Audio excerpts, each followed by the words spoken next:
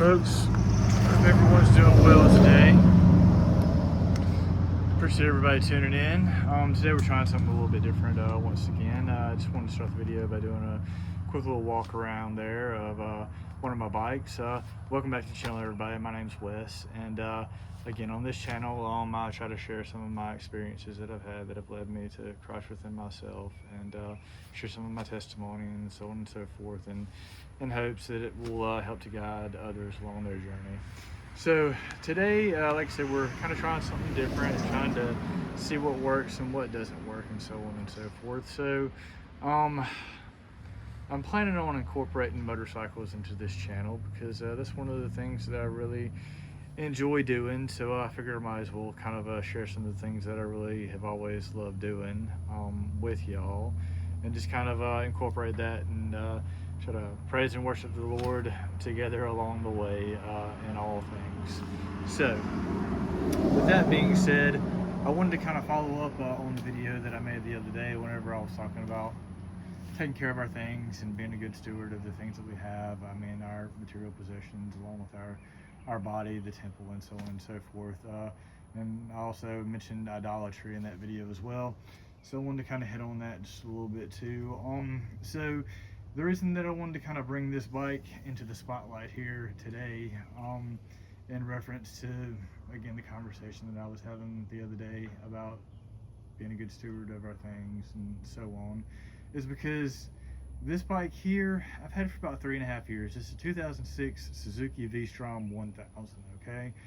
So it's a 20-year-old bike, and I've had it for like 3.5 years, and the whole time, I mean, it's never quite ran just right, and I've just kind of gotten sick of dealing with it, and just kind of wanted to just be done with it and stop fooling with it, because again, it wasn't running right, and it seemed like it was running worse than it was previously, and I just again, slothful, lazy, didn't feel like taking the time and the energy to try to figure out what was wrong with it and what it needed and so on and so forth. So I just kind of let it sit there, and I would ride it a little bit, and it ran not good, so it just wasn't any fun to ride, and just kind of wanted to get rid of it and just get what I could for it, and get something different, because I'm like, hey, I could get something nice and new that runs good, that I don't even have to have anything, I don't even have to do anything to, and that's kind of where the idolatry comes in a little bit. Hey, let me just take the easy route out. Let me get this shiny new thing instead of trying to fix up what I already have and make what I already have work for me, and be thankful for all the blessings that I've already been blessed with.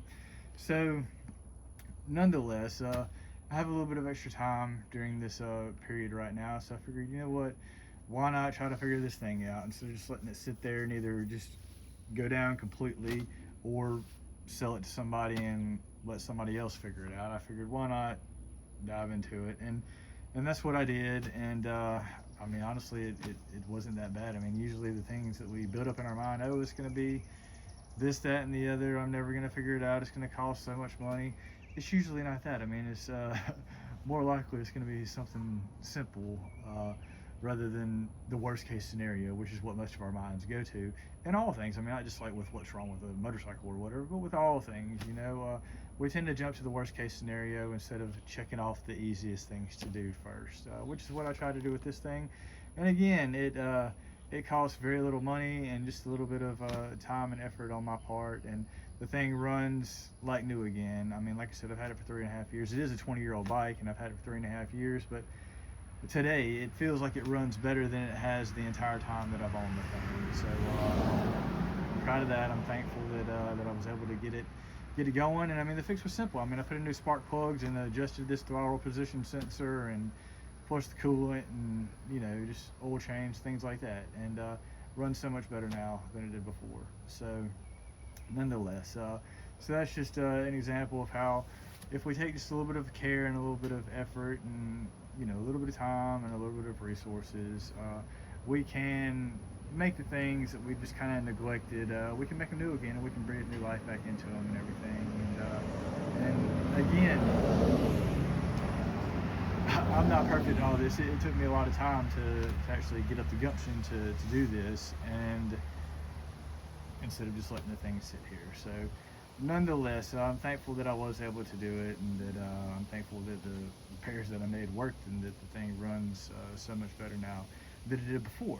So, again, highlight this bike again because I am going to start incorporating the motorcycles into the channel to extent, because that's just one of the things that I love doing. And for me, for some people, it's about and again, I've kind of been in groups of individuals that are like I'm about to say, and I've kind of had this mindset to the, hey, I'm gonna have a bike or ride a motorcycle because of how I look, you know, or how it makes me seem, or how it makes me look, or what other people will think of me, and this, that, and the other. And it's like, no, that's not what it's for, and that's where the idolatry plays into it as well. You know, hey, let me get this shiny $30,000 bike, so all the women will want me. Then, no, that's not how it works. I mean, yeah, sure. I mean, you might turn heads whenever you got this big shiny chromed out deal, but your pocketbook's gonna be hurting every single month unless you're just independently wealthy, but it's a whole other story. But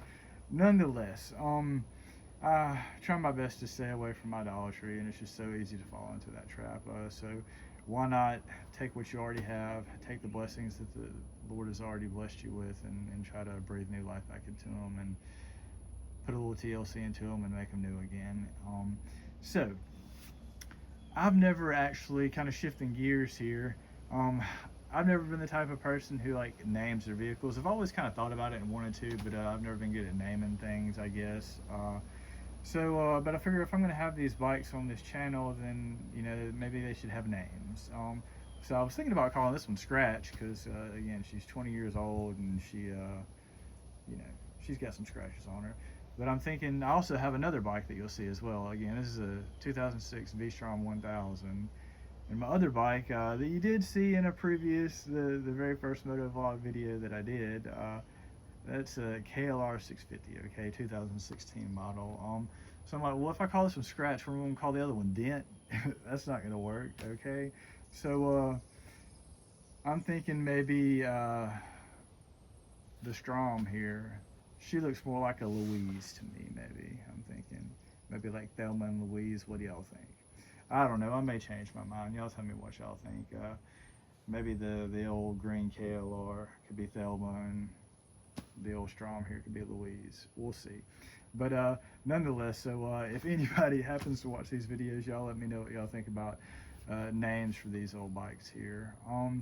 And with that being said, you can expect to see some more moto vlogs coming up. Like I said, I really enjoy doing that, just kind of having something in my mind that I've been meditating on, and just kind of sharing it with y'all and letting my thoughts flow and so on as I ride. And that's why I ride. You know, I don't ride to be seen. It's like the best therapy that you could ask for, because everything just melts away as soon as you hit the open road. I mean, all the stress, all the worry, the anxiety, the deadlines, everything just melts away because you have to be there and present 100%. And you know, people who don't ride or have never ridden, they'll never understand that. But nonetheless, that's why I do it, and I could care less if my bike's new or shiny, or what it costs, or what it looks like, or what people think about it. So long as it runs good and it's reliable, and it gets me where I need to go and back, and it brings that feeling of just peace and freedom to me, like just being on two wheels in general will do, then that's all that I care about. So nonetheless, do expect some moto vlogs to be coming up. I also expect some more videos of me to be talking to the camera. I have some other things in mind for a series that I'm going to start as far as when I'm just talking with a camera. So expect some new things to come as far as that goes as well soon. And otherwise, I appreciate y'all listening today, and I pray that everyone has a blessed day, and we'll talk to y'all again soon. Y'all take care. Bye-bye.